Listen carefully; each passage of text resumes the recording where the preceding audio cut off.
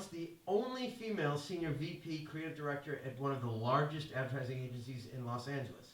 She created award-winning campaigns for brands such as Honda, Acura, and was profiled in the New York Times, which is pretty amazing. But then a sort of mystical experience changed everything, and she's here to tell us about it. Here, please round of applause for Wendi Knox. Once upon a time, I had it all. The big office, the big salary, and the big title. Like he said, I was the only female senior vice president, creative director at one of the largest ad agencies in LA, writing and supervising gazillion-dollar commercials for brands like Honda and Acura. I was sort of like Don Draper, but without the suits, without the cigarettes, and without the martinis.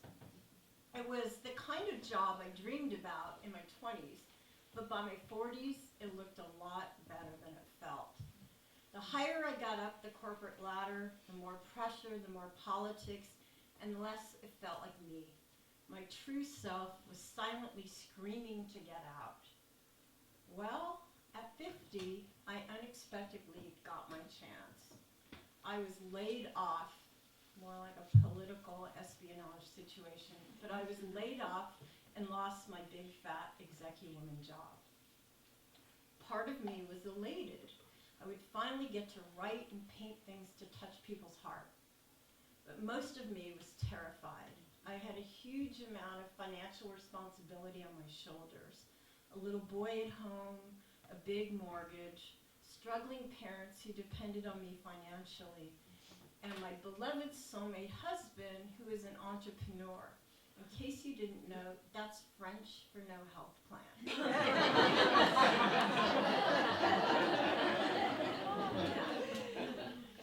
So, as you might expect, I spent a lot of time crying in my backyard. One particular day, I was sobbing to the trees, to the flowers, to my dog Lucky, and I looked up and I said a prayer to the universe. Am I too old to reinvent myself? Please give me a sign. I went for a walk around the neighborhood, and I came home and found a sign all right. I just didn't understand what it meant. There in my own backyard in Westwood were hundreds of red dragonflies. I didn't even know dragonflies came in red, or that they traveled en masse to places with no water. But there they were, with their Chinese red bodies and rainbow prism wings, whirling and swirling over our outdoor umbrella like a dragonfly ballet. I was mesmerized, especially since they stayed for 4 hours the first day and came back for 3 more days.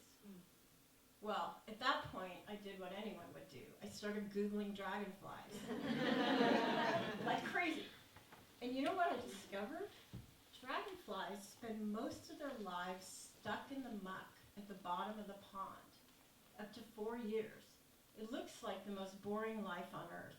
They're just these creepy, crawly, black, nondescript bugs, eating and crawling, but in reality, they're going through all these invisible changes. They shed their skin, they grow new skin, they shed their skin, they grow new skin up to 15 times over 4 years. I couldn't believe it. Then, one seemingly random day, the dragonfly crawls out of the pond, takes its first breath of fresh air, and there in the sunlight, its glorious wings unfold. It turns out the whole time they were stuck in the muck, they were growing their wings. And then it hit me. I'm a dragonfly, and maybe you are too. Those dragonflies were coming to tell me that it's never too late to soar. They don't even start flying for 4 years. Well, that gave me a lot of hope and inspiration, and honestly, I would have been happy right there and then. But that was just the beginning. Everywhere I went, I started seeing red dragonflies. I'm not kidding. On Hollywood Boulevard, on Sunset Boulevard, on the 10 freeway, on the 405, on the 110. One day, I was going to the dentist in Beverly Hills, and right there on Beverly Drive was a big, fat, red dragonfly. What was it doing? Go to Nate Now's for some chicken soup? It was unbelievable. But the dragonfly coup de grace was when my husband and I were in Ojai, walking across the golf course to get lunch, and there under a mighty oak tree was another swarm of red dragonflies. Well, I finally figured out why they were coming for me. I know this sounds strange, but I believe those dragonflies knew I had a background in branding, and they wanted me to get their story out into the world.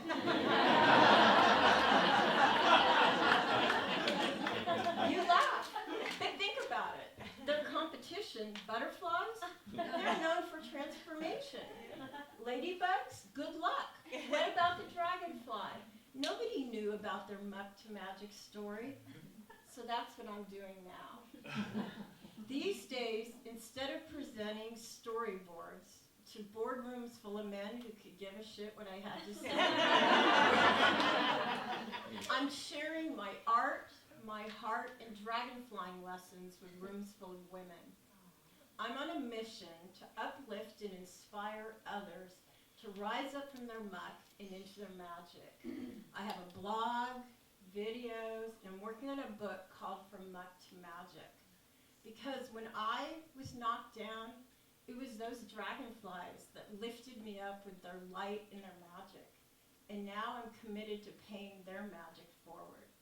So, the next time you're stuck in the muck, whether it's fear or worry or loss or just the yuck and the guck of everyday life, I hope you'll remember the dragonflies. And know that those times when you're down there, you're actually growing your wings. And it's never too late.